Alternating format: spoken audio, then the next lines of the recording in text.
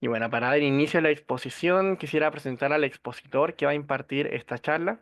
Él es Herbert Grenet, es psicólogo clínico acreditado con especialización en psicoterapia cognitivo-conductual en adolescentes y adultos.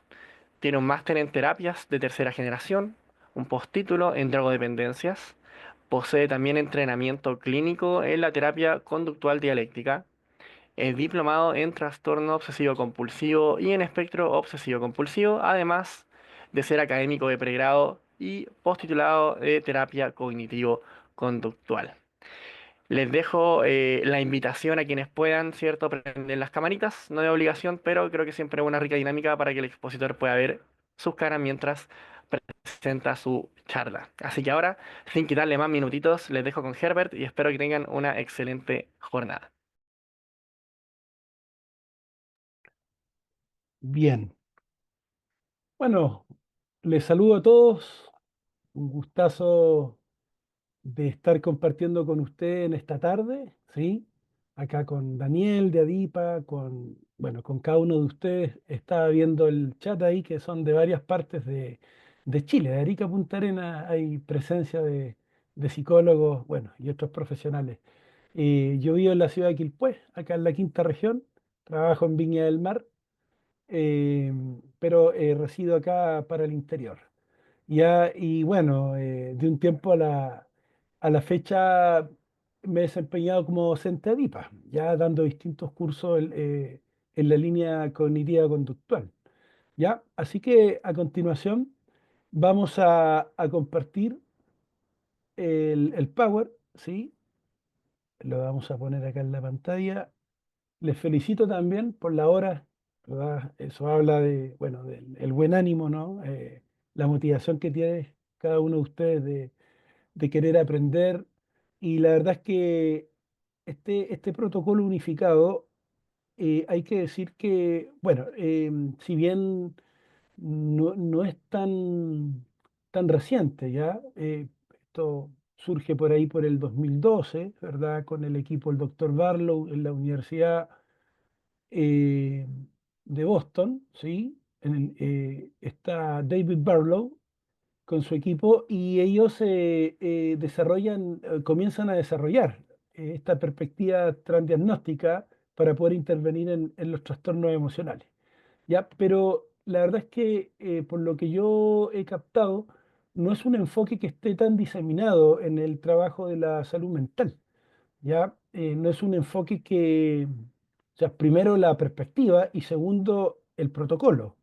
No he visto, tal vez mi percepción, puede haber un sesgo en eso, pero no he visto que se integre tanto, ¿no es cierto?, en el trabajo cotidiano, ¿no es cierto?, en lo que es salud pública, eh, que después vamos a ver un ratito más, puede ser una muy buena opción para trabajar en atención primaria, sobre todo los psicólogos que trabajan en ese ámbito, en ese contexto, ¿ya?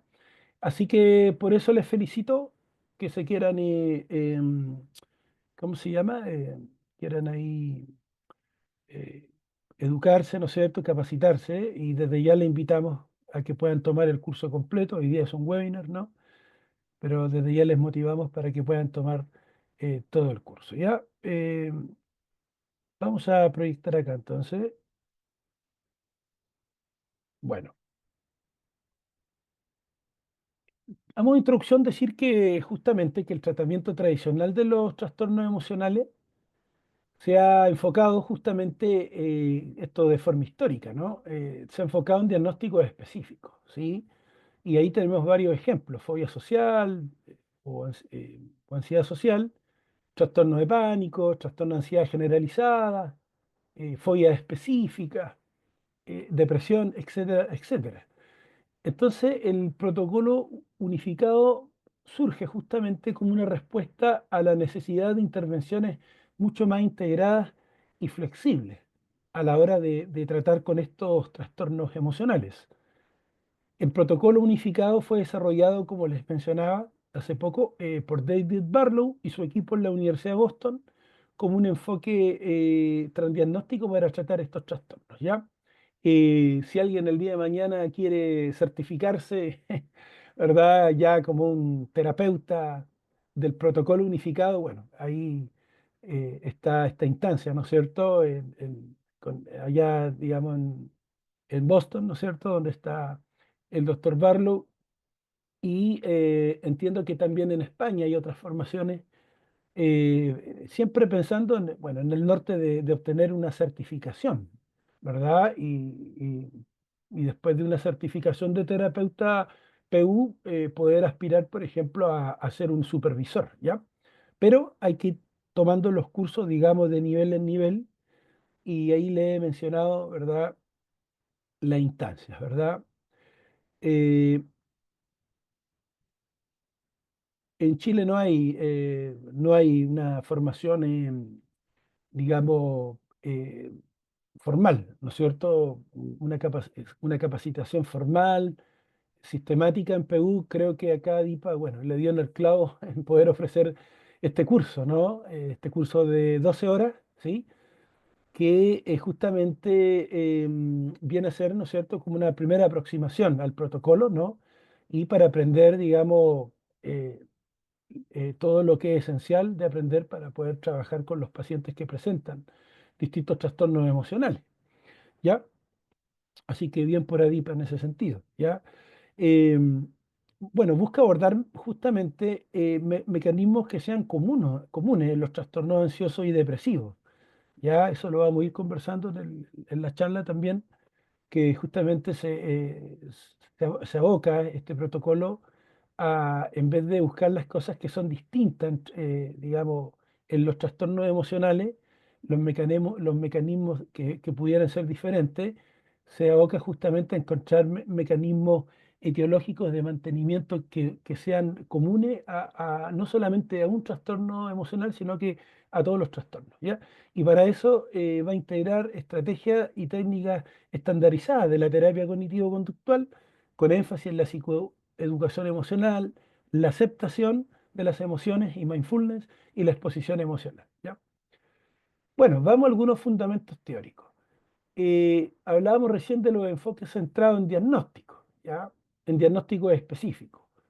Esto, bueno, es un enfoque que va a defender de alguna manera, va a ser digamos, desde la teoría y la práctica, una especie apologética, ¿no?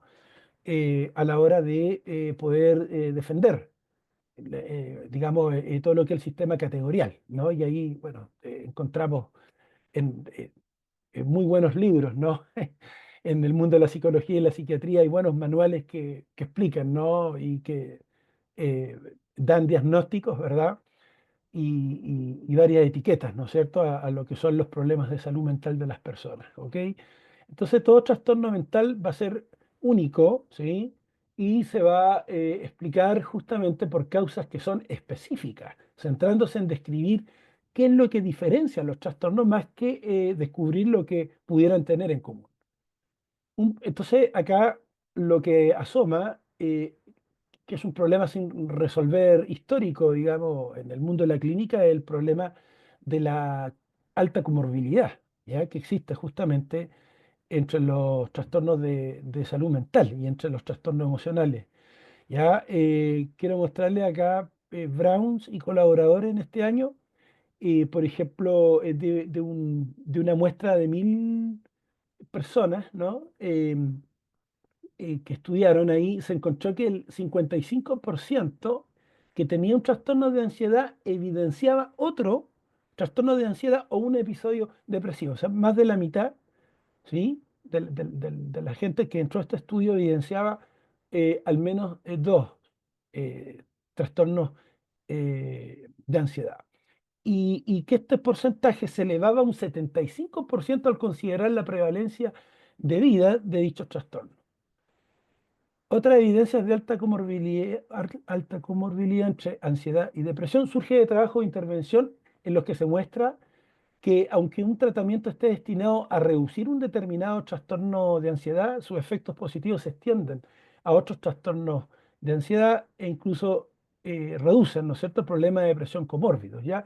Y esto es lo interesante, ¿no?, que comienza bueno, a dar una confianza, ¿no es cierto?, de trabajar con el protocolo unificado, porque se comenzó a ver desde los primeros estudios, se empezó a notar que cuando justamente había alta comorbilidad, las técnicas que se trabajaban, el tratamiento que se destinaba para reducir la sintomatología ansioso-depresivo de un trastorno, tenía un efecto, tal vez no de manera cabal, pero habían efectos positivos justamente que se extendían a otros trastornos. O sea, por ejemplo, si había un problema relacionado con la ansiedad generalizada, por decir algo, eso, digamos, esa intervención no solamente ayudaba a que la persona mejorara los síntomas de ansiedad propios del TAC, sino que también si la persona estaba con un segundo diagnóstico de pánico, por ejemplo, ataques de pánico, también mejoraba sustancialmente, digamos, la sintomatología de pánico, ¿ya? Entonces eso comenzó justamente, bueno, a llamar la atención, ¿no es cierto? De que de que los tratamientos, digamos, o las intervenciones transdiagnósticas podían ayudar, digamos, en más de un problema. Trabajos desde una perspectiva neuropsicológica encuentran evidencias, ¿ya? En que las regiones cerebrales implicadas en diferentes problemas emocionales son comunes, ¿ya? Por ejemplo, uno ve justamente va a haber una alta excitabilidad en la activación de la amígdala. Bueno, cuando hay problemas, digamos, de ansiedad, por ejemplo, de miedo, y otras emociones intensas que experimentan las personas, nuestros pacientes, bueno, van a participar otras estructuras del sistema límbico, ¿ya? Pero se ha descubierto, ¿no es cierto?, que hay una alta excitabilidad, una hiperexcitabilidad de la amígdala, ¿no es cierto?, unida a una pobre inhibición cortical, ¿ya?, de dicha activación, ¿ya? Entonces, también se comenzó a notar, ¿no?, esto, ¿no es cierto?, desde la neurociencia, desde la perspectiva neuropsicológica, que intervenían los mismos mecanismos neurobiológicos, ¿no es cierto?, que participaban en los problemas de miedo y ansiedad.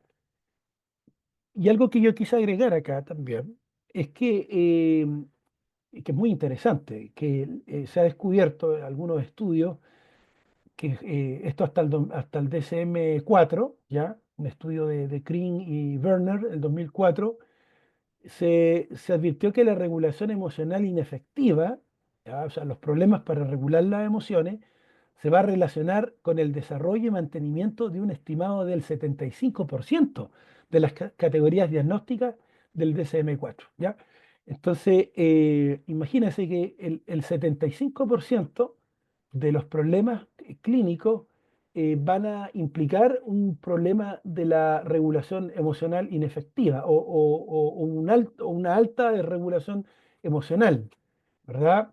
Y bueno, la verdad es que del DSM-4 al DSM-5, bueno, tampoco se han agregado, digamos, que se haya agregado un mar de categorías más, categorías diagnósticas, son solo algunas que se han agregado, así que probablemente este porcentaje no, probablemente no ha variado tanto, ¿cierto?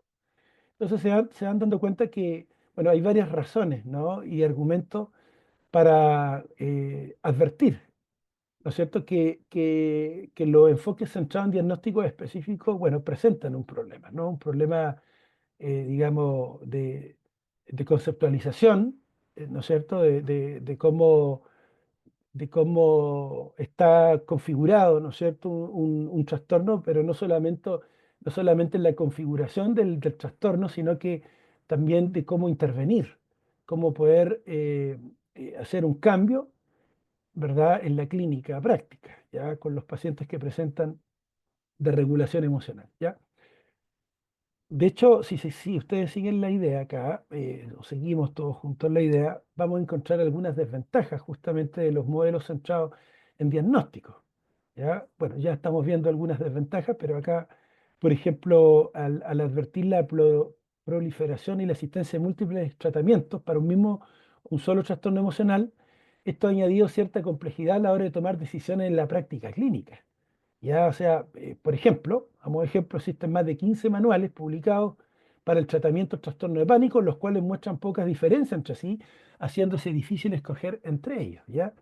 Entonces, esto también es interesante porque uno podría pensar que mientras más manuales se sacan, ¿no es cierto? Mientras más manuales se crean, para poder trabajar en los trastornos emocionales, ya sea pánico, trastorno de ansiedad generalizada, ansiedad social, uno podría pensar que es una ventaja, ¿no es cierto? Pero la verdad es que no es tan así porque esto puede confundir al clínico, ¿no? A la hora de tomar una decisión importante de cuál manual usar, ¿no?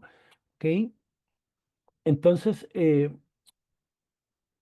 otra desventaja, y esto nos va a hacer sentido a todos porque esta desventaja también, y esto lo vemos creo que en todo el mundo de Latinoamérica y también en Chile, acá, sobre todo en nuestro país, Chile, el problema de la eficiencia de las intervenciones específicas y su coste.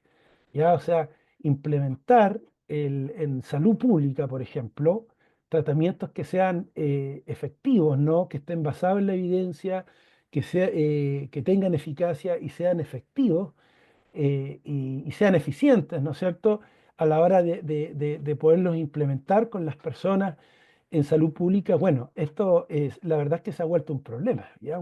Es un problema histórico que a la fecha, bueno, los gobiernos no se han hecho cargo, ¿no? No sé, en otros países me hago una idea, pero en Chile este es un problema histórico, un problema que la autoridad, es verdad, y la política no ha logrado resolver, ¿no? Entonces, comento esto porque efectivamente a la hora de ofrecer tratamiento para los trastornos emocionales que presentan los pacientes de atención primaria, por ejemplo, ustedes saben que, bueno, paciente puede ser atendido cada 15 días, 20 días, una vez al mes, ¿ya? Cuando se trabaja justamente con este formato de tipo individual, ¿no? Y lo que vamos descubriendo con la perspectiva transdiagnóstica es que efectivamente al trabajarse con grupos, ¿no es cierto?, de personas que presentan tal vez no un solo trastorno, sino que pudieran presentar distintos trastornos del espectro de la ansiedad y también del ánimo, bueno, podría haber una tremenda ventaja, ¿no es cierto?, al poder dar una ayuda óptima, una ayuda efectiva a estos pacientes y además este sistema de salud, ¿verdad? Poder ahorrarse una alta cantidad de dinero, ¿no es cierto? Optimizar tiempo, energía, recursos, personal, de todo, ¿no es cierto? Y lo mejor de todo es poder ofrecer una atención de calidad a las personas, ¿ya?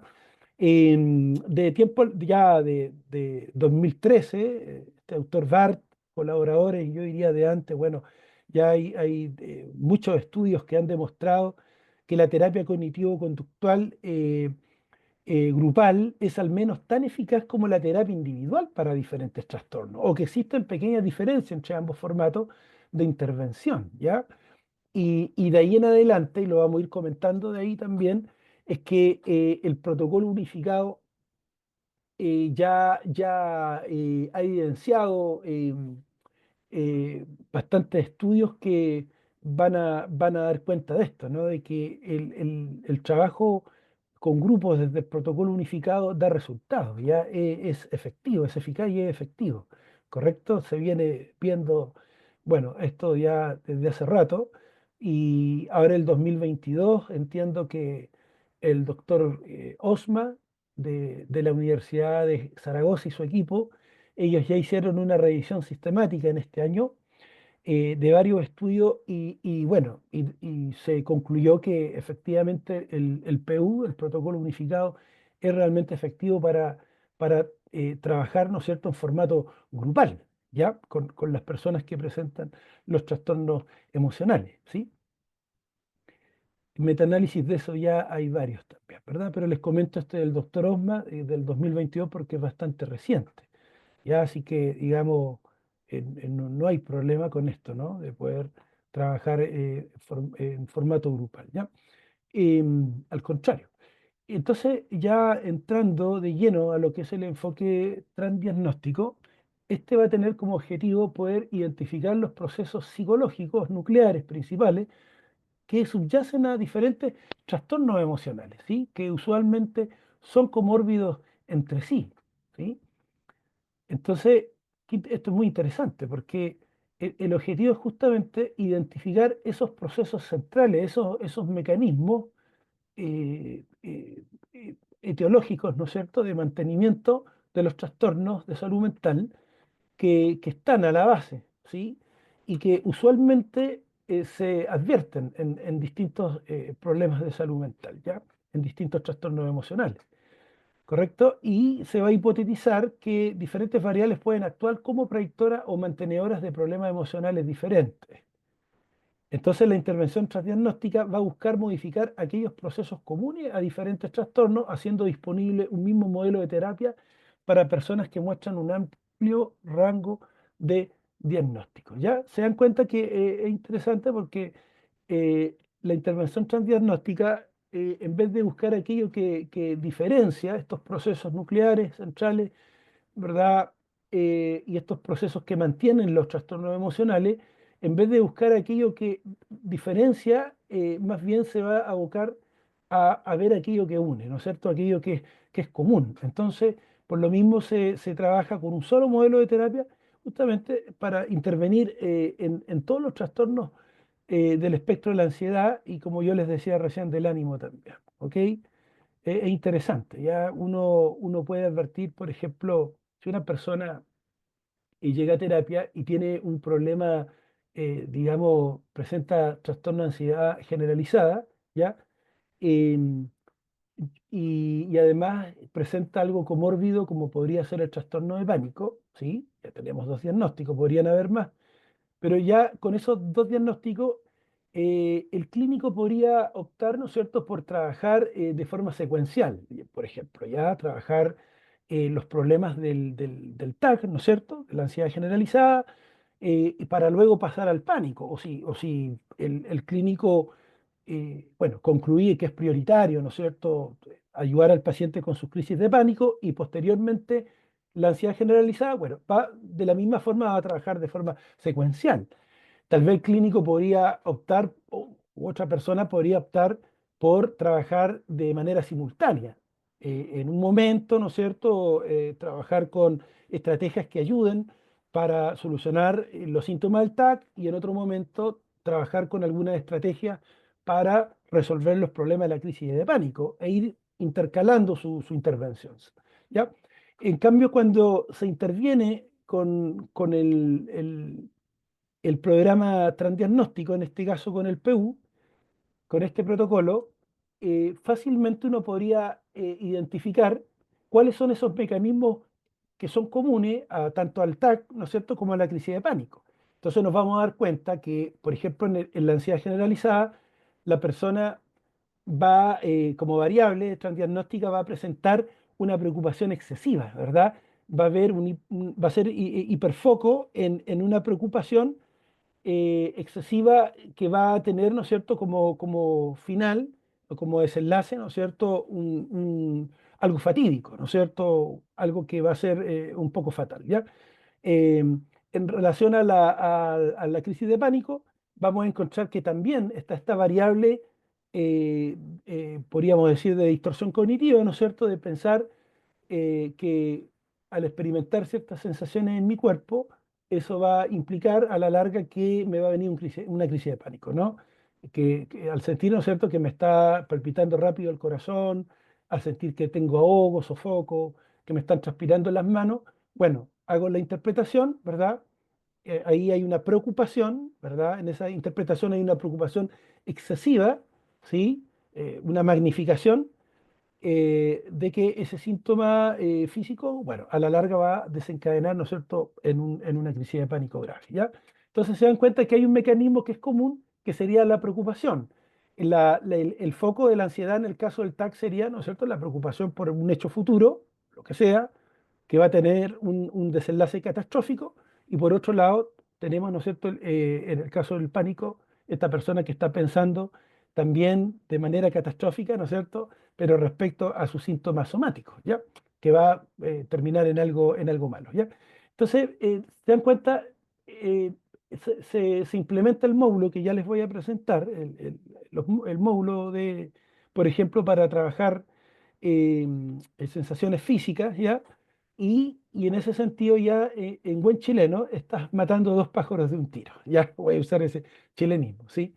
Vas a trabajar con todo lo que es común, ¿no es cierto? En este caso, al pánico, pero también va a ayudar con el trastorno de ansiedad generalizada, ¿sí? Ok. Esto, bueno, esto, l- esto es muy interesante porque lo, lo plantea el doctor Osma también, con Rossellini y Brown, el 2019, que son justamente estos mecanismos transdiagnósticos que yo les explicaba recién. Entonces se ha descubierto que hay alto neuroticismo, ese es un primer mecanismo, ¿verdad? Esta variable biológica, ¿no? Del temperamento, pero también, digamos, desde una perspectiva biológica, baja extraversión, ¿ya? Los pacientes que presentan baja extraversión van a tener una limitante, ¿no? Un problema a la hora de experimentar emociones positivas, ¿ya? A la hora de experimentar alegría, disfrute. Por ende, se da mucho en los pacientes que presentan cuadros del ánimo, ¿ya? El perfeccionismo, ¿no? Esta forma de ver el mundo, ¿no? Donde todo tiene que ser perfecto, donde todo lo que se hace tiene que resultar bien, donde no se da la opción, ¿no? O la posibilidad que ocurran algunos problemas, ¿no es cierto? Sino que siempre, digamos, se va a manifestar esa rigidez un poquito a la hora, ¿no es cierto?, de abordar los problemas, ¿no? Esto de forma perfecta. La intolerancia a la incertidumbre.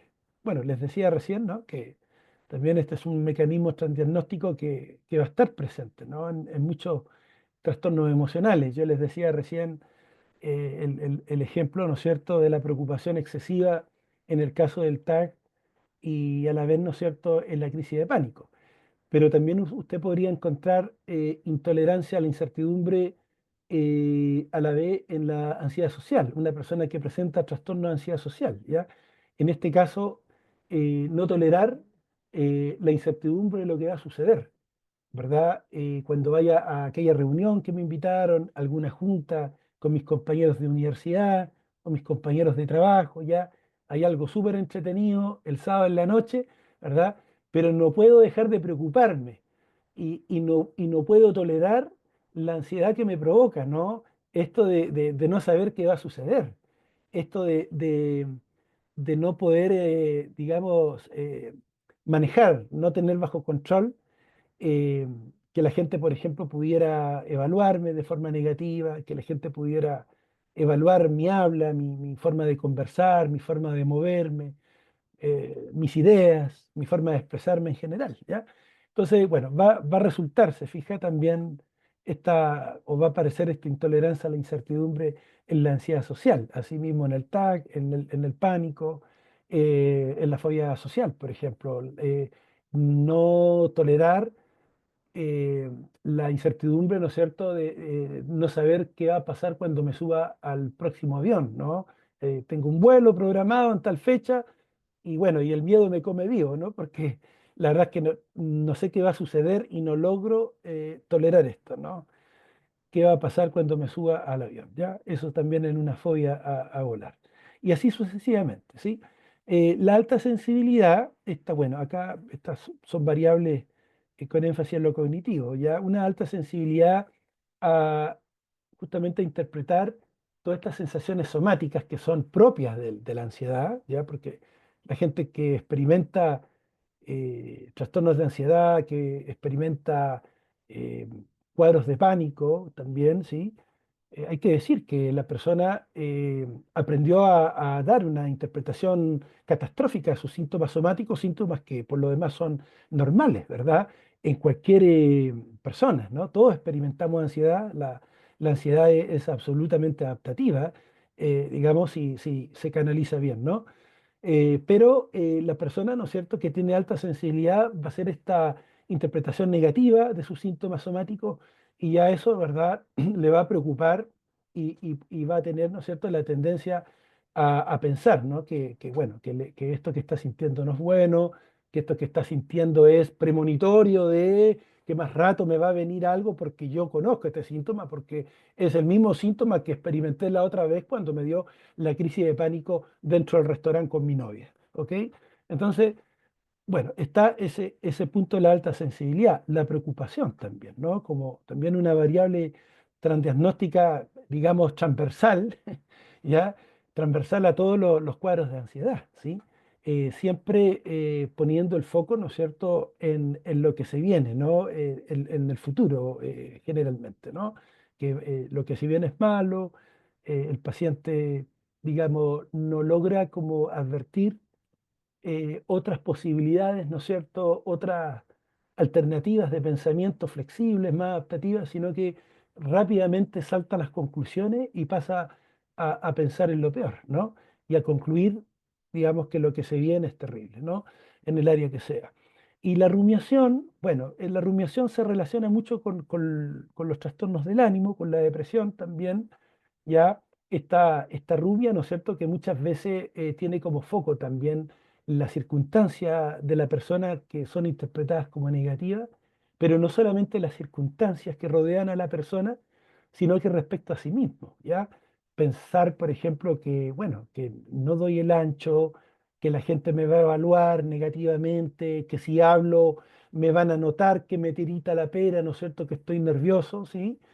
¿Ok? O la gente se va a dar cuenta, ¿no es cierto?, que tengo timidez, que tengo esta ansiedad social. ¿Ok? Y siempre la persona, ¿no es cierto? Bueno, maltratándose un poco, ¿no? Eh, eh, desde esta autoverbalizaciones de tipo negativo, ¿ya? Que la persona, digamos, tiene, ¿sí? También la rumia aparece muchas veces enfocada hacia el pasado la persona, ¿no? Recordando los problemas del pasado, echándose la culpa muchas veces, sintiéndose culpable porque hizo alguna cosa o no hizo lo que tenía que hacer, ¿ya? Entonces, bueno, ahí si ustedes se dan cuenta hay un foco también, digamos, hacia el pasado, ¿ya? Y la evitación, bueno, en este mecanismo transdiagnóstico en todas sus dimensiones, ¿no? Evitación abiertamente manifiesta, como en el caso de alguien que no quiere ir a una fiesta, ¿no es cierto? También porque tiene timidez, tiene vergüenza excesiva, ¿no? Y eso le provoca emociones intensas, ¿no? Entonces prefiere no ir a la fiesta, prefiere no ir a la reunión. La evitación de tipo cognitiva, donde las personas se distraen con cosas, pero nunca enfrentan, digamos, el problema, digamos, cara a cara, ¿sí? No lo enfrentan, me refiero para dar una solución a su situación problema, ¿ok?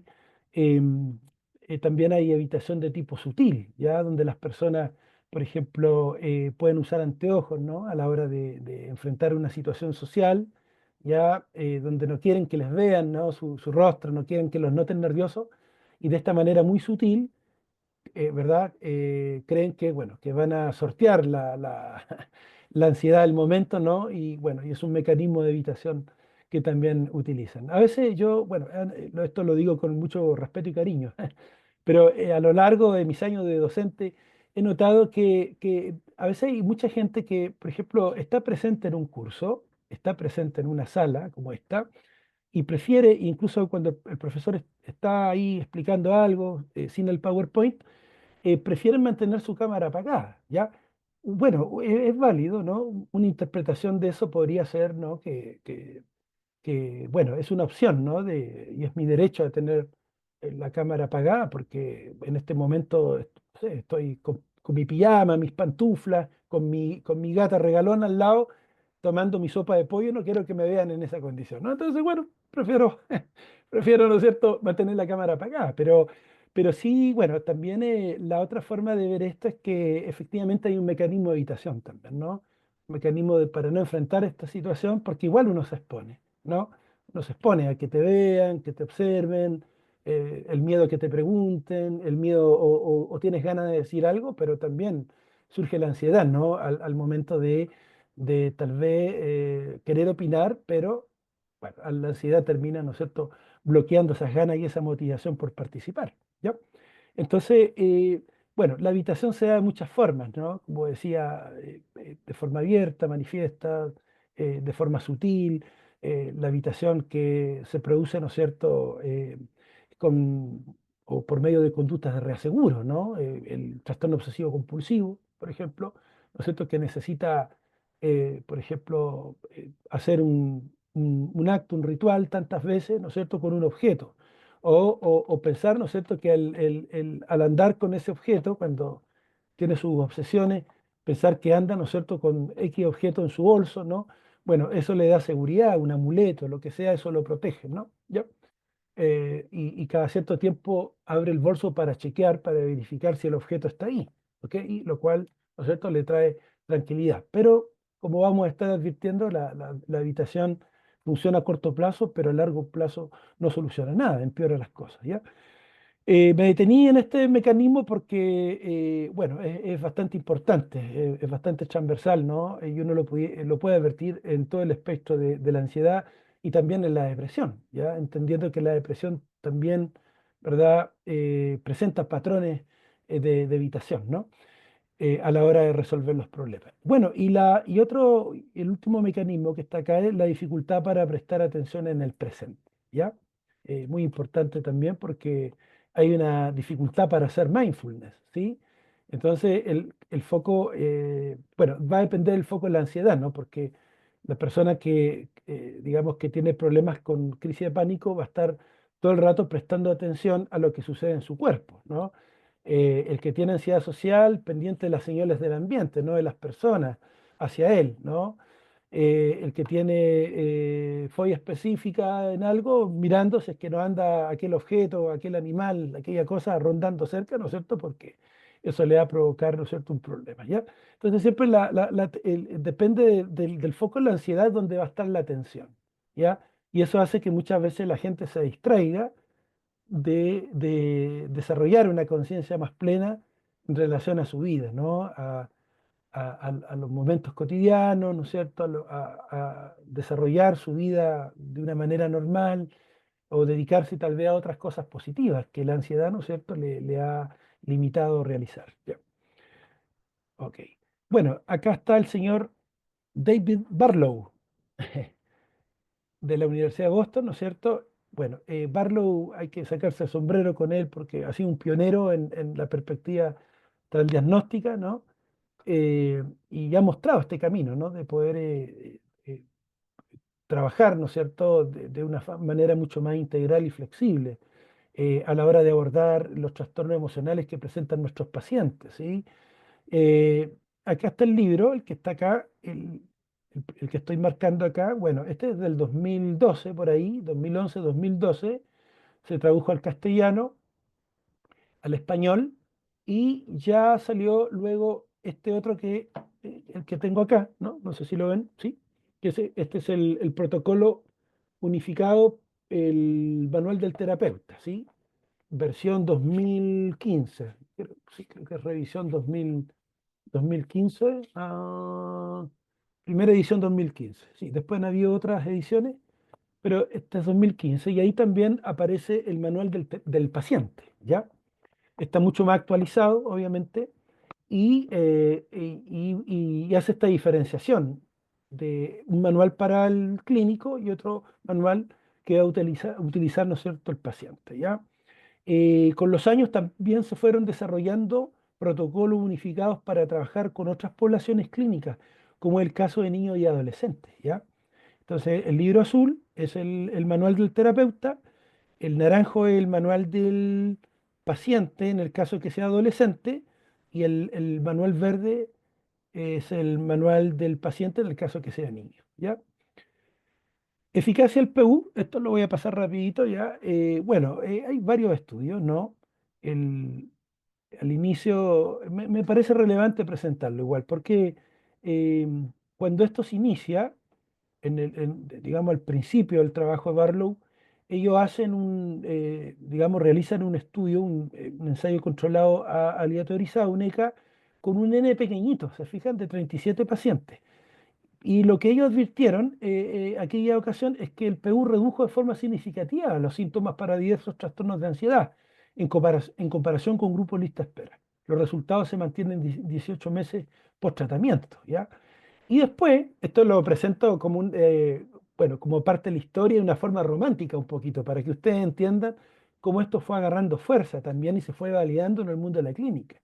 Ellos después, Barlow también, sí, con su equipo, ya toman una muestra de, bueno, mucho más grande, 223 pacientes, ¿no? Y fíjese que se compara el PU con protocolos de referencia basados en la evidencia para tratar síntomas de trastornos específicos. O sea, se comparó el PU con otros protocolos que estaban basados en la evidencia clínica, eh, que eran efectivos a la hora de abordar estos trastornos emocionales. ¿Y cuáles fueron los resultados? Que los síntomas de los trastornos emocionales mejoraban de forma similar, tanto con el protocolo unificado como con los otros protocolos. Interesante. Y ambas condiciones mostraban reducciones significativas post tratamiento en la severidad del diagnóstico principal. Pero esto es lo importante, es que el PU evidenció menor tasa de abandono que los protocolos individuales. Y respecto a los trastornos comórbidos, el 62% de los pacientes tratados con PU ya no cumplían los criterios de ningún trastorno emocional y la mejoría se mantuvo después de un año de tratamiento, ¿ya? Bueno, hay algunos metaanálisis, este fue bastante interesante. Bueno, ustedes comprenderán que después de esta primera aventura que tiene Barlow con su ECA, ¿verdad? De ahí se han realizado hasta la fecha un montón de estudios, o, digamos, de ensayos controlados aleatorizados y con distintos grupos clínicos, poblaciones clínicas.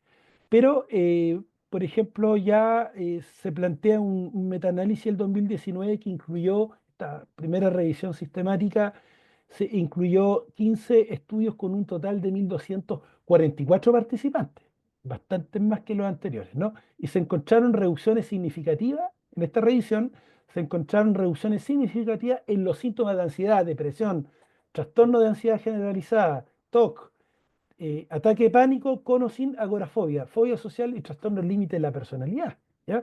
Además, se observaron mejoras en la regulación emocional y en la calidad de vida de estos pacientes, ¿ok? Voy a saltar este de acá. Después probablemente van a tener el material, así que pueden echarle una miradita más. ¿Ok?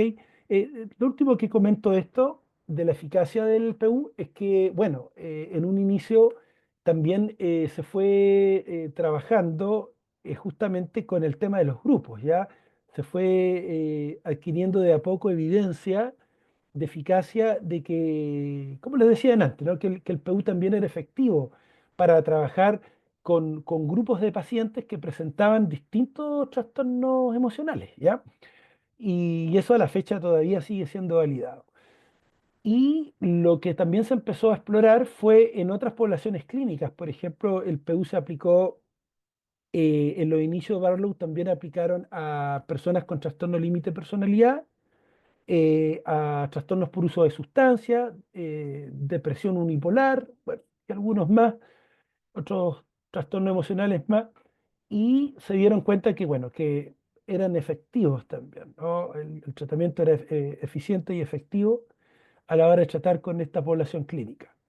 Y al presente, el grupo del doctor Osma, eh, digamos, el doctor Javier Osma de la Universidad de Zaragoza, con su equipo, ellos han hecho un trabajo muy bonito que hay que destacar del doctor Osma, porque ellos se han atrevido. Esto lo menciono porque nosotros somos hispanoparlantes, ¿ya? Lo que se haga en Estados Unidos, bien, también podemos aprender, ¿no es cierto?, de la eficacia de los estudios que estén realizando a la fecha en el país del norte. Pero destaco el trabajo del doctor Osma porque es un trabajo muy serio y con su equipo, y ¿cómo se llama? Ellos también han hecho estudios de caso donde se ha aplicado el protocolo unificado en depresión perinatal, ¿sí? Y algunos miembros de su equipo también han trabajado y aplicado el protocolo unificado a grupos de mujeres violentadas, ¿sí? O víctimas de violencia de pareja y de otro tipo de violencia, ¿ya? Así que, bueno, como verán, a la fecha todavía o sea, se está probando el P1, ¿no es cierto?, con mucha efectividad, eficacia, efectividad y eficiencia, digamos, y se ha estado también trabajando justamente en los servicios públicos de España, ¿sí? Aplicando esto, ¿no es cierto?, en formato grupal, justamente por el tema de los costes, que puede ayudar, ¿no es cierto?, a la hora de trabajar con pacientes de atención primaria, ¿ya? Muy bien, bueno, simplemente decir en esta parte que las emociones tienen un papel importante en la vida de las personas. Las emociones cumplen con una función adaptativa en nuestro ambiente, ¿no? Y si las emociones se regulan de buena forma, si la persona aprende a regularlas, a calibrarlas de buena manera, a procesarlas bien, ¿no? Esto pudiera ayudar, por ejemplo, a acercarse, que la persona se acerque, se oriente hacia algunas cosas que son importantes, objetivos, metas, proyectos importantes para su vida, ¿no? Pero también esas emociones bien procesadas, bien toleradas y bien trabajadas, podrían también ayudar a la persona a evitar, a alejarse también, ¿no es cierto?, de ciertas situaciones, de ciertas cosas, ciertas personas que la persona comprende que le pueden dañar, ¿correcto? Como a propósito de los estudios que mencionaba recién, alguien, por ejemplo, que se sienta amenazado por otra persona, ¿no? Que le va a violentar de forma física, de forma emocional. Bueno, esas emociones, ¿no? Si cumplen bien y pueden ser intensas las emociones, ¿no? Pero si cumplen su función adaptativa, le podrían proteger, le podrían incluso llevar a buscar ayuda, ¿no es cierto? En otras personas. Pero ¿qué pasa cuando la emoción no se está procesando bien? Bueno, es cuando, ¿no es cierto?, vienen todos los problemas de salud mental y donde no siempre, ¿no es cierto?, podemos experimentar los seres humanos, ¿no es cierto?, una vida que, que tenga calidad, ¿no es cierto? ¿Ya? Entonces, dicho esto, vamos a ver entonces que la regulación y la desregulación emocional parecen jugar un papel importante en el mantenimiento de los trastornos emocionales, ¿ya? Y las personas preocupadas por la expresión y la experiencia de sus emociones pueden intentar estrategias de regulación desadaptativas como la supresión, la evitación, ocultándolas, ignorándolas, produciendo así consecuencias no deseadas, ¿ya? O sea, digamos, las personas porque usted sabe que esto se aprende, ¿no? Todas las estrategias para resolver nuestros problemas de vida y sobre todo donde están implicadas emociones intensas son estrategias aprendidas, ¿ya? Y uno puede optar por intentar regular estas emociones a través de la inhibición, ¿no?, de las mismas o la evitación de la situación, eh, pero a la larga, bueno, lo único que vamos a conseguir, como mencionaba anteriormente, es, ¿no es cierto?, resolver algo o aliviarnos de algo a corto plazo, sí, porque ayuda mucho a corto plazo, pero a largo plazo nos empeora la vida también, ¿ya? Ok, entonces en ese aspecto, siguiendo la idea, los trastornos emocionales tienden a ser crónicos en el tiempo si no se tratan de manera adecuada. Y ahí, bueno, ya tenemos varios ejemplos, los mencioné en antes, los ejemplos de los trastornos emocionales, que son varios, ¿no? Sumando también los trastornos del ánimo. Entonces, objetivos del PU: regular la emocionalidad negativa sin evitarla, aumentar la conciencia emocional, la flexibilidad emocional, intervenir en procesos comunes a múltiples trastornos, fomentar la tolerancia al malestar. La estructura del protocolo va a contar de 8 módulos aplicables a diversos trastornos, duración entre 12 a 18 sesiones. Esto obviamente lo vamos a desglosar mucho más en el curso que comienza la próxima semana, pero en general se trabajan 2 sesiones y 2 semanas en sí, cada módulo, ¿ya? Y son 8 módulos de trabajo, por lo tanto son 16 sesiones APP, ¿ya? Que se trabaja con el paciente. Si usted le suba la entrevista inicial y algo más en el seguimiento, podría ser 18, ¿no? Aplicación individual grupal, ya vimos, y adaptable a cada paciente también. También, bueno, vamos a ver más en profundidad en el curso que antes de pasar al tratamiento, ¿no? Antes de aplicar los módulos con nuestros pacientes, obviamente que tiene que haber una, una presentación del protocolo al paciente, ¿no? Eh, Junto con eso, bueno, se va a recoger el motivo de consulta, vamos a advertir cuáles son los problemas que tienen inquietos a nuestro paciente, ¿sí? Vamos a presentar los fundamentos, decía, el rationale, ¿no es cierto?, el tratamiento, correcto, y también en ese mismo contexto de evaluación funcional, ¿verdad? vamos a poder aplicar también lo que es la conceptualización transdiagnóstica del caso, ¿ya? Para advertir, bueno, cuáles son los problemas más importantes, dónde la ansiedad está pegando más, porque acá en la conceptualización de perspectiva transdiagnóstica no estamos mirando el TAG o el TOC o el TP lo que sea, sino que estamos mirando estos mecanismos que son comunes que yo explicaba, estas variables transdiagnósticas comunes a los trastornos. Por lo tanto, vamos a tratar de advertir esas variables, ¿no es cierto?, que pudieran estar complicando la vida del paciente. Y los módulos que apliquemos, digamos, al paciente, bueno, nos vamos a fijar en aquellos que justamente trabajan o enfatizan más eh, resolver los problemas de esas variables, ¿correcto? ¿Sí? No significa que no se pase el protocolo completo, o sea, se trabaja con todos los módulos, ¿correcto? Con los 8 módulos se trabaja, pero como le decía, de acuerdo a la conceptualización clínica del caso, es donde vamos a elegir, ¿no es cierto?, qué módulos de trabajo le podrían servir más a esa persona, ¿ya? Y comento esto porque, por ejemplo, vamos a ver a continuación, hay un módulo que trabaja las sensaciones físicas, ¿ya? Las sensaciones somáticas, muy asociada a la crisis de pánico. Entonces, el protocolo trabaja con este módulo sensaciones físicas porque la sintomatología somática está presente casi en la mayoría de los cuadros de ansiedad, ¿ya? Pero obviamente que la persona con crisis de pánico lo necesita más.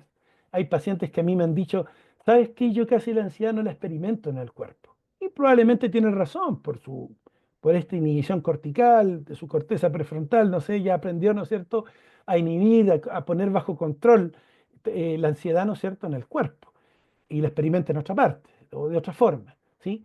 Entonces, tal vez a ese paciente no le va a complicar tanto, ¿no? Pero sí vamos a hacer énfasis a aquel que pudiera estar presentando las crisis de pánico, entonces sí vamos a orientarnos más con el módulo de sensaciones físicas, ¿verdad? U otros módulos, ¿no es cierto?, que le sirvan al paciente, por ejemplo, para que no sea tan inflexible a la hora de interpretar sus sensaciones físicas, ¿ya? Y ahí va a estar el trabajo con los pensamientos distorsionados, ¿ok? Bueno, acá están los módulos. Quiero pasar a explicarlos al tiro, ya en honor al tiempo. Bueno, son 8 módulos. El primero tiene que ver con establecer objetivos y mantener la motivación. Acá se van a indagar, como en todo tratamiento de corte cognitivo-conductual, ¿sí? Siempre vamos a indagar los objetivos y las metas de la persona, pues, ¿verdad? Siempre vamos a indagar qué es lo que es relevante para la vida de ese paciente, qué es lo que quiere conseguir. Acá es donde hacemos bueno, las famosas preguntas, ¿no es cierto?, acerca de qué le ha robado la ansiedad, qué es lo que le ha complicado en su vida, qué le ha impedido realizar, alcanzar, qué proyecto ha dejado en el camino que han quedado truncados por culpa de su ansiedad u otras emociones mal elaboradas, mal procesadas, ¿correcto? Yo siempre le digo a mis pacientes que, bueno, que se trabaje este módulo porque muchos están ansiosos y quieren aprender las técnicas, las estrategias para regular. Pero yo siempre les explico que tienen que quedar claras las razones, ¿no? De por qué él quiere mejorarse, ¿no? Entonces no tiene que ver solamente con mejorar la ansiedad social o quitarme los síntomas de pánico de encima, o, ¿no es cierto?, o ser menos fóbico a los gatos, sino que tiene que ver, ¿no es cierto?, con cosas que son más trascendentes, ¿no? Que no ha podido alcanzar por culpa, ¿no es cierto?, de su problema ansioso. Entonces, este módulo se centra en aumentar esa motivación. Queremos justamente, queremos establecer una razón potente, ¿no es cierto?, bueno, permita, que ayude y facilite en el paciente levantarse todos los días que le toca terapia con con su psicólogo, bueno, se levante de la cama, ¿no es cierto?, y diga, yo quiero ir a ese lugar porque entiendo que en ese lugar me están ayudando a alcanzar mis metas personales, ¿ok? Con eso ayudamos a fomentar la autoeficacia, la autoestima y se trabaja con alguna estrategia de la entrevista motivacional para tal efecto, ¿sí? El módulo 2 es el módulo para comprender las emociones, ¿sí? Acá se ofrece psicoeducación, bueno, vamos a trabajar la naturaleza, la función de las emociones, de todas las emociones, no solamente de la ansiedad, y el concepto de respuesta aprendida. Además de la ansiedad, como decía recién, bueno, se abordan otras emociones también que pudieran estar implicadas en los problemas del paciente. Y los pacientes comienzan, en este módulo es muy interesante porque comienzan a aprender a monitorizar y a registrar en un registro de emociones esta experiencia intensa y comienzan a identificar patrones de respuesta emocional, incluyendo factores de mantenimiento de la conducta, vale decir, gatillantes y también contingencias ambientales de refuerzo. Este módulo es central porque justamente acá presentamos el modelo de trabajo. Va a ser el radier, va a ser la base, el fundamento de todo lo que vamos a realizar posteriormente, ¿sí? Porque acá justamente se trabaja con análisis funcional donde, y esto es muy interesante porque se advierte el gatillante, pero a la hora de ver la respuesta emocional, esa respuesta emocional del paciente se va a operativizar y se va a desglosar esa respuesta emocional en tres componentes, en el área de pensamiento, el área de las sensaciones físicas y también, ¿no es cierto?, el área de la conducta o de los impulsos de las ganas de realizar algo, ¿ya? Y obviamente también en ese análisis funcional ver, ¿no es cierto?, cuál es el efecto que tiene a corto y largo plazo esa respuesta emocional, ¿ya? Esa es la base para lo que viene posteriormente. El módulo 3, mindfulness, ¿sí? Conciencia emocional plena.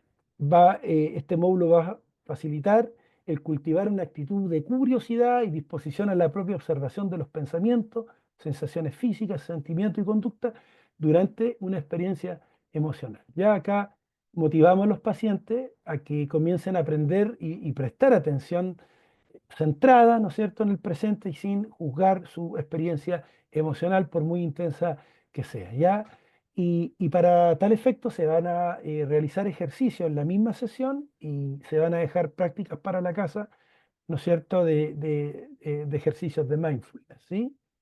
Interesante este módulo para poder impulsar a los pacientes, motivarlos, empujarlos a que ellos de alguna manera se acerquen de una forma distinta, no temerosa, ¿no es cierto?, a lo que vienen experimentando, ¿no es cierto?, por mucho tiempo. Y ya decíamos delante que en los pacientes que presentan ansiedad y depresión hay una gran dificultad a la hora, ¿no es cierto?, de centrar su atención en el tiempo presente y en sus experiencias personales sin tener que juzgarlas.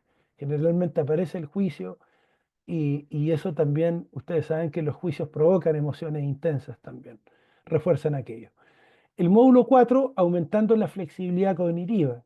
Acá van a aprender que cuando están en una situación problema, bueno, van a surgir, también se trabaja con registro, todos los módulos llevan un registro que vamos a estar revisando en el curso, y acá también a través de un registro tienen que identificar el contexto de una situación problemática y tienen que poder advertir cuáles fueron sus pensamientos deformados que surgieron en ese momento, sus pensamientos automáticos negativos, ¿no es cierto?, que generalmente son generalizables a ellos mismos, por ejemplo, soy una decepción, no doy el ancho,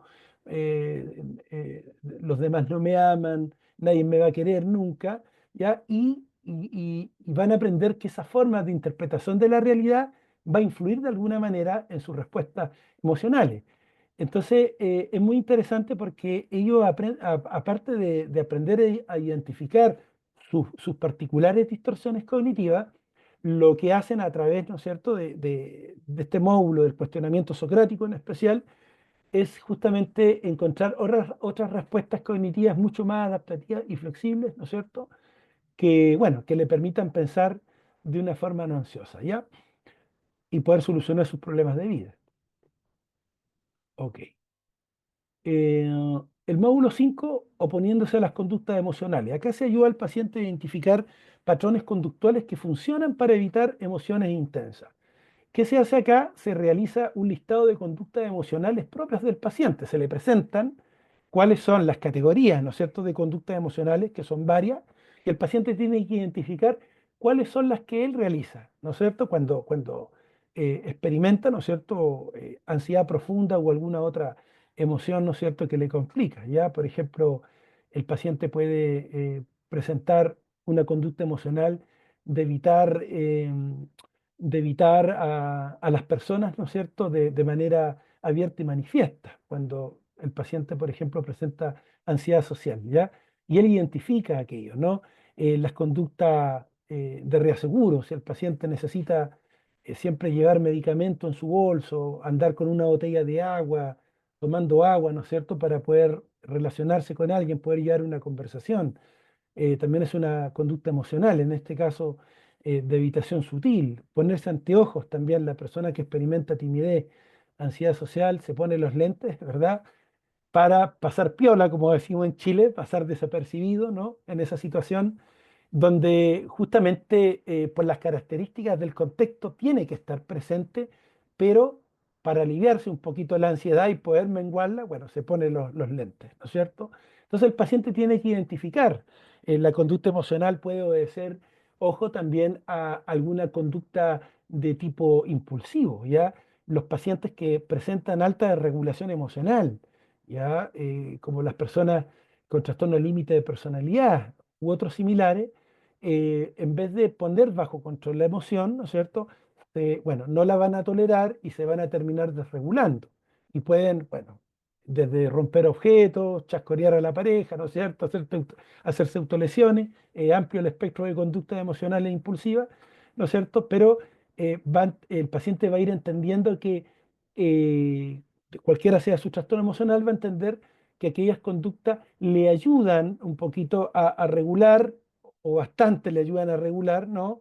Pero que lo que él necesita es identificar alternativas o acciones alternativas flexibles que puedan reemplazar esas conductas emocionales, ¿ok?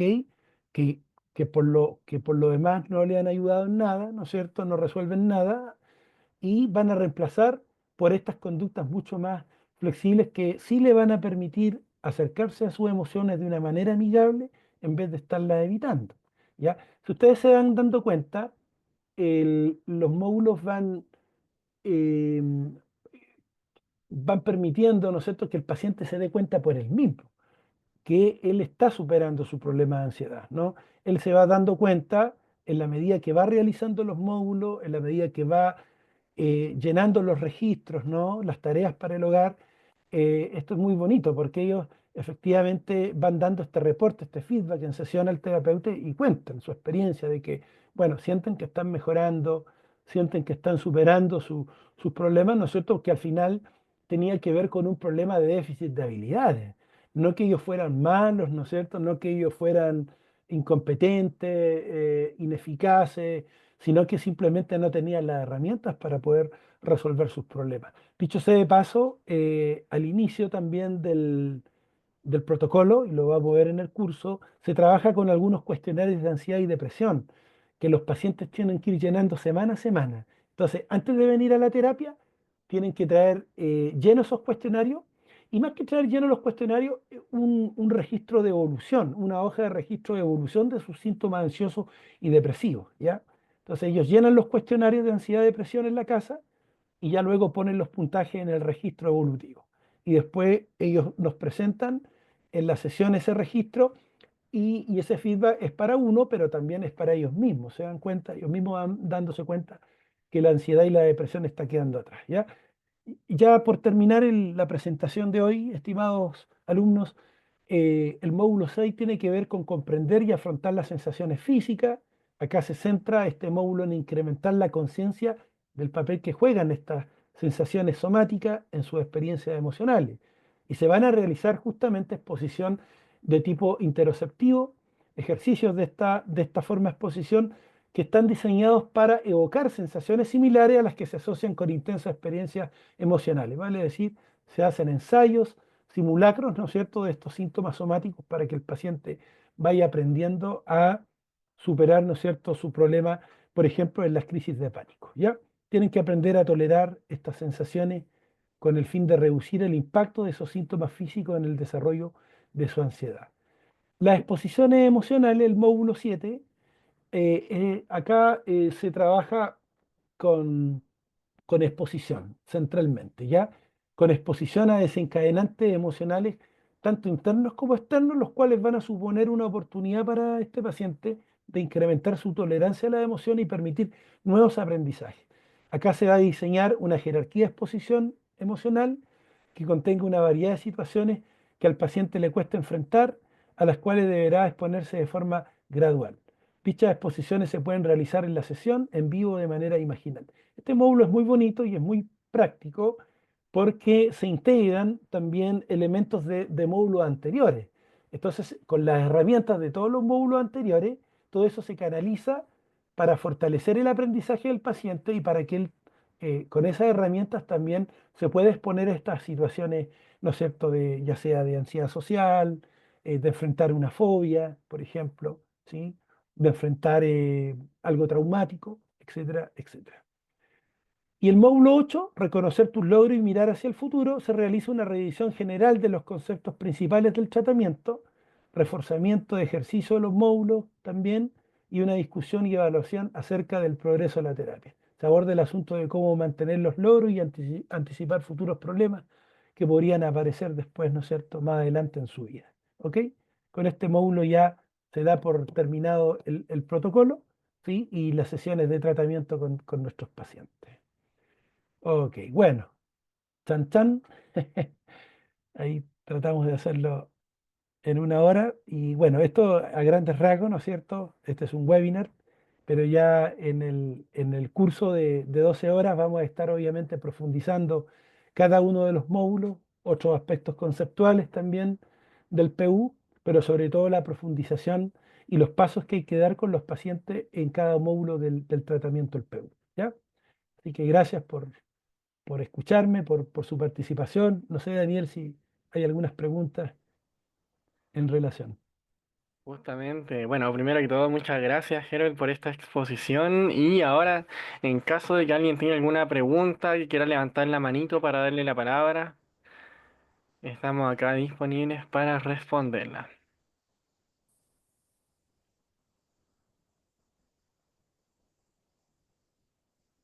¿Alguna consulta? Veo muchos agradecimientos en el chat.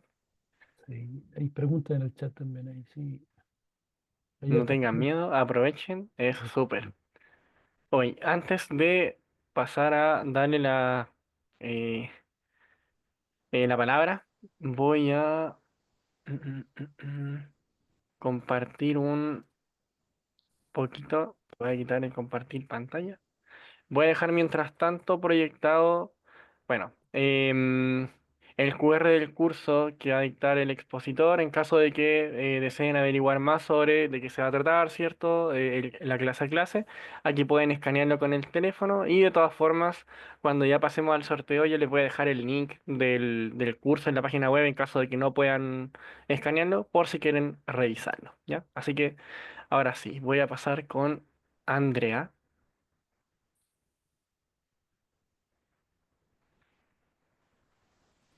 Hola, Hola muchas Andrea, ¿qué gracias. tal?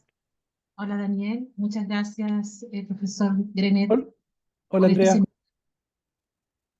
Yo soy estudiante ya de último ramo de psicología, voy a titularme en un par de semanas más. Qué bueno, le felicito. Muchas gracias. Me interesó mucho este protocolo unificado porque tiene dos cosas que son muy importantes. Una, lo breve de las sesiones, en el sentido de que no son más de 18 sesiones máximo.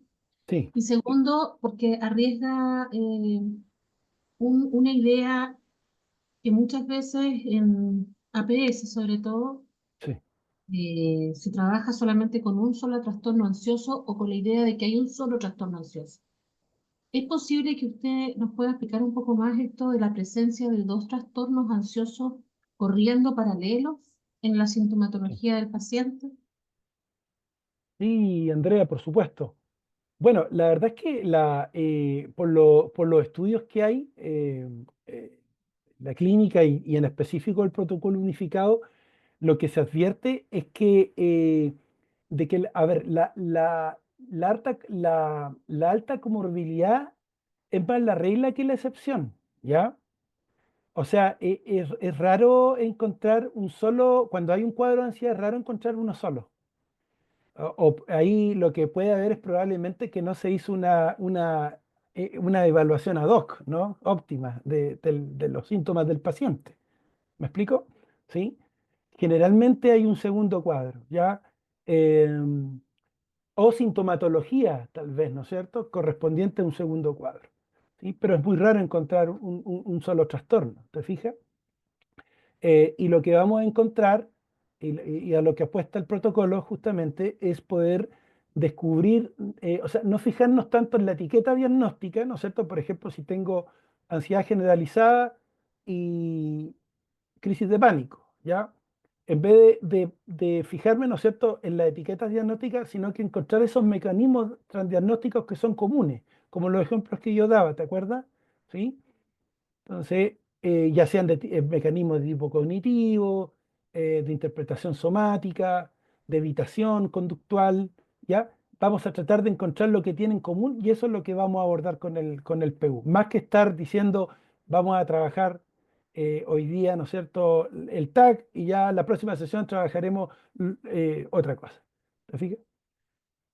¿Ya? Pero la comorbilidad, digamos, es algo que cada día más se está estudiando y que hay más evidencia, ¿no es cierto?, de que es lo que encontramos en la clínica. De hecho, si sumamos, Andrea, y estudiantes, alumnos, y nosotros sumamos el tema de la depresión, también, ¿no?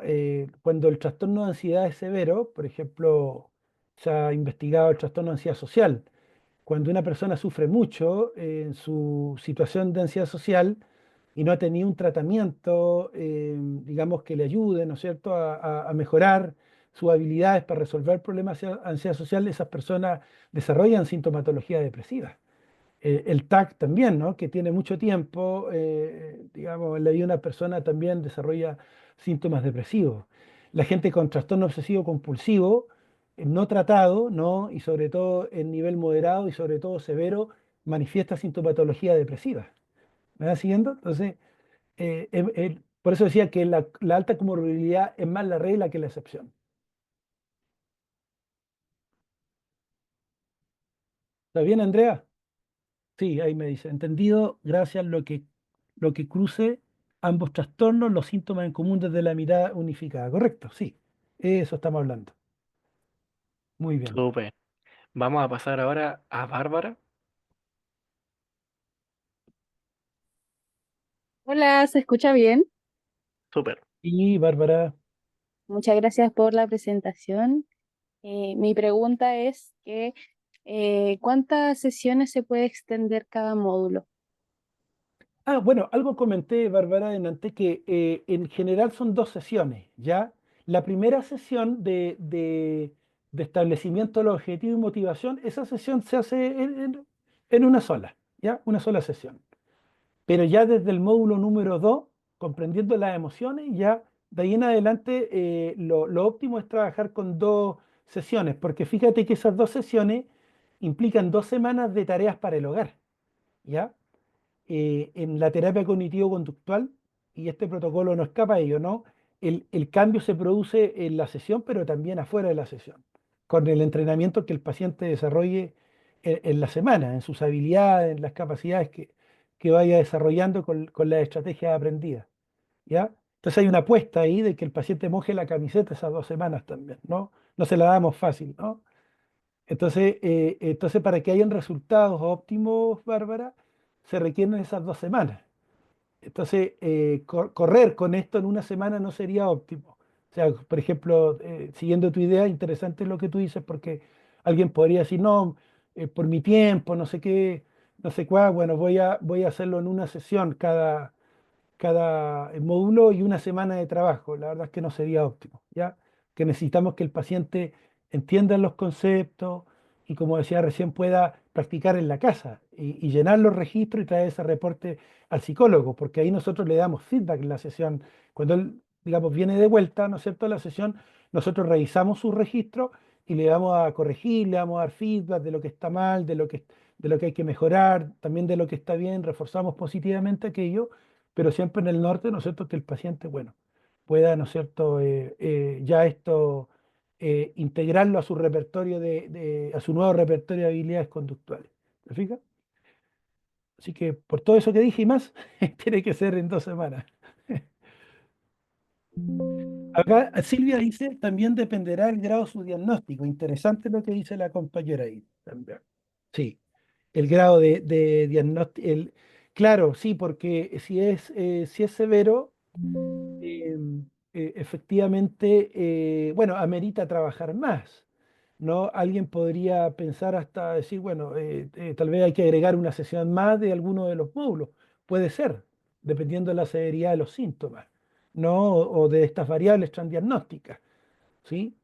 En el caso de trauma, en el caso de, por ejemplo, eh, si la persona, vemos que, por ejemplo, los síntomas somáticos están asociados a trauma, por ejemplo, bueno, tal vez se puede alargar un poquito, ¿no? Alguno de los módulos, sí, etcétera, ¿no? Estoy dando un ejemplo nada más, pero me parece muy pertinente el comentario, ¿no? Pero en general, como decía ahí, entre 16, 18 sesiones debiera, digamos, arrojar un resultado importante de cambio en la vida del paciente, ¿ya? Súper. Vamos a ir con las dos últimas manitos que quedan Y levantadas. po- Antes de eso vi que estaban preguntando por el link de asistencia que lo vamos a enviar después del sorteo, o sea, finalizando la ronda de preguntas. Así que ahora vamos con Iván. Hola, buenas. Hola, Gracias, profe. Iván, Hola, hola, profe. Gracias ¿qué tal? por la clase. Por favor, Estaba pensando también justamente como la compañía de la última pregunta, sí, pensando en si hay alguna experiencia de protocolo unificado, pero con psicosis. wow, buena pregunta. Mira, voy a ser bien franco, yo no trabajo mucho con Ujú, psicosis, ¿sí? ujú. No es mi área de expertise, pero fíjate que entiendo que hay algunas aproximaciones del protocolo unificado al tratamiento de psicosis también. Sí, también. Ahí puedes googlear ahí Sí. digamos, bueno, tú eres más joven que yo, así que lo vas a encontrar más rápido, No, mucho más rápido, sí, yo soy más lenteja en esa parte. Pero ahí sí, entiendo que hay aplicaciones muy bonitas, ¿no? Cada día se buena. está intencionando aplicar el PU a distintos trastornos emocionales. Y entiendo que también se está implementando con psicosis. Me parece que el grupo del doctor Osma que mencioné yo, Javier Osma, Ya. él es un Ujú. referente en el mundo hispanoparlante, ¿sí? Él y su equipo de investigación la están rompiendo ahí, por usar una forma, en aplicar o sea, digamos, aplicar el PU a diversidad de trastornos. Y me parece que también están viendo psicosis. Excelente. Gracias, profe. Voy a buscar. No, por favor. Súper. Y vamos a pasar ahora con Carolina. La última preguntita que nos queda. Sí. Hola, buenas noches. También, bueno, agradezco la exposición. La verdad es que yo no Carolina. sabía del protocolo unificado, no sabía de su existencia, solo había visto pasar el nombre, pero entonces me quedan varias como consultas o dudas o preguntas al respecto, porque eh, ya, entiendo que se está empezando como a extender un poco la aplicación Sí, en distintas, y esa era sí, como una de la pregunta, era una parte que tenía que ver con sí. las desventajas o en qué situación o tipo de problemáticas de los pacientes no es recomendable o habría que integrarla con otra Carolina, perdona, intervención más. se me cortó justo acá el internet un poquito. ¿Me puedes repetir la pregunta? Disculpa. ¿En qué situaciones o problemáticas de los ¿Ya? pacientes no se podría aplicar la PU? Por ejemplo, estoy Sí, pensando, la psicosis que da de ejemplo el compañero podría haber sido una situación, o sí, porque si hay que hacer registros y hay personas que a lo mejor, pensando en alguien con un trastorno del neurodesarrollo más severo o deterioro cognitivo importante, en esos sí. casos, este protocolo Lo- se sí, puede adaptar. ajustar eso, Sí, adaptar sí, para poder sí. trabajarlo. Y también se están haciendo muy buena intervención, Carolina, porque se están haciendo adaptaciones también con ciertas poblaciones también. Que tal vez aplicarlo de una forma directa no daría mucho resultado. Mm. Entonces se toman módulos en específico para trabajar Ah, te fijas con eso. Por ejemplo, en el caso de espectro TEA, hay varios módulos que pueden ayudar, porque hay un problema de regulación de las emociones también, ¿no? Sobre todo la mm, rabia, ¿no es cierto? La ira intensa, digamos como variable. y ahí también pueden servir algunas herramientas del PU para estos pacientes, pero probablemente no todo el protocolo, ¿ya? Pero Claro, igual lo mismo con niños, a lo sí. mejor muy pequeños No, o... no, no. Yo mostré, no sé si alcanzaste a ver la imagen ahí, la diapositiva, que ya salió hace rato el manual para el PU para aplicar a Sí, niños y para niños y adolescentes. adolescentes. Mm. Sí, sí, y está el manual para adolescentes y el manual para niños diferenciados. Puedes ¿Y los buscarlo. módulos también están compuestos de estos mismos 8 Sí, módulos? lo Ya, mismo, pero ujú. adaptado a estas poblaciones Adaptado a la edad. clínicas Ok, y al grupo etario, correcto. Correcto. perfecto. Pero bueno, ese también es un desafío. Yo siempre digo que uno tiene que ser busquilla, creativo en la clínica. O sea, porque yo tengo un Mm, protocolo y si yo trabajo con X población, yo puedo ir advirtiendo, bueno, los beneficios in situ. O sea, tengo por un lado la evidencia científica, pero por otro lado tengo, Carolina, mi propia experiencia el día a día, ¿no? Que no debo mm, invalidar, ¿no? Puedo tener sí. un bagaje muy bonito, histórico con pacientes, bueno, y notar, ¿no es cierto? Que es lo que tal vez que hay cosas que he aplicado no han dado muchos resultados y que tal vez podría innovar ahora, ¿no es cierto?, con el PU, ¿no? Y ahí, por ejemplo, a mí me llama, yo trabajo mucho en el ámbito de adicciones también, Mm, históricamente hablando, y también he encontrado beneficios del PU, algunos módulos aplicarlo justamente por la regulación de la ansiedad, que a veces se conecta con craving, ¿te fijas? ¿Ya? La sí, distorsión de los claro, porque pensamientos, el manejo de la evitación, que es el alcohólico o la persona con adicción a algunas sustancias también utiliza ciertas conductas de evitación, conductas emocionales que apuntan a evitar. Entonces, imagínate, hay Claro, porque no sé si es idea mía, pero siento que muchos de estos trastornos emocionales, ¿no? Que tienen que emocionales. ver con la ansiedad o con estos pensamientos recurrentes un poco obsesivos, Sí, vienen de otras categorías de problemática, por ejemplo, un trastorno de sí, estrés postraumático, o obedeciendo a, a sí, un evento sí, traumático de abuso sexual, un sí, accidente, etcétera. Entonces, ahí correcto. el protocolo se aplica para esta sintomatología o los diagnósticos que se cruzan, ¿no? La sintomatología, Correcto, pero lo ese que es el está a la punto. base o lo que viene produciendo todos estos mecanismos es otro diagnóstico posiblemente. Entonces ahí como que me mareo un poco en que el PU No, es lo que lo ocupo que pasa, como, ¿mm? como que termina tu idea, No, disculpa, como si lo ocupo disculpa. para tratar o intervenir en la reducción de esta sintomatología que está generando el malestar como algo más práctico y de la remisión de los síntomas, Sí. pero ¿qué pasa con lo que está a la base? O trabajo en conjunto con el PU para las dos cosas. Claro, no, es que ahí tú estás juntando ahí, digamos, dos conceptualizaciones, digamos, que en este caso es la visión categorial y la dimensional. La visión transdiagnóstica es dimensional, ¿te diste cuenta, no es cierto? Entonces, por eso que en el fondo, claro, en el fondo, lo que pasa es que nosotros fuimos criados en las universidades, ¿no es cierto? Incluso a nivel de posgrado, hemos sido criados bajo el modelo categorial, ¿no es cierto? Esa fue nuestra crianza de antaño, ¿no? Y yo te digo, hasta yo de repente me cuesta desprenderme un poquito de esta mirada porque, bueno, se arraiga en uno, ¿no? Pero lo que uno trabaja al mirar, a trabajar con los lentes, con las gafas, como hizo el doctor Osma del modelo transdiagnóstico, tú te olvidas un poquito de lo categorial, ¿no? Y comienzas a buscar lo que estas variables, estos mecanismos que son comunes, que yo di varios ejemplos, ¿te acuerdas? Sí, Entonces ya no estamos pensando en ansiedad generalizada, no estamos pensando en ansiedad social, no estamos pensando en etcétera, sino que estamos pensando en esas variables. Y esas son las variables que abordan los módulos. Por ejemplo, veíamos las variables transdiagnósticas, la habitación, ¿te acuerdas? Entonces hay módulo que aborda, ¿no es cierto?, el trabajo, el módulo 6 me parece, que aborda todas las conductas emocionales que tienden a evitar, ¿ya? Y así, ¿te fijas? Vamos trabajando con esas variables, ¿no? Y ya no tanto con la etiqueta diagnóstica, porque ahí sí que nos confundimos, mezclaríamos dos sí. visiones epistemológicas, ¿no? Y clínicas muy, muy distintas. Por eso ahí en el curso también vamos a hablar un poquito más en profundo de esto también, ¿ya? Pero, Muchas pero gracias. eso, no, pero excelente, excelente, ¿ya? Bien, Súper. Con eso, Herbert, estaríamos listos. Así que Solamente darte las gracias por esta charla. No, por Nos favor. vamos a volver a encontrar en el curso, así que Sí. espero que puedas descansar. Yo ahora me quedo con la gente que asistió al seminario. Sí, yo me despido también de los alumnos.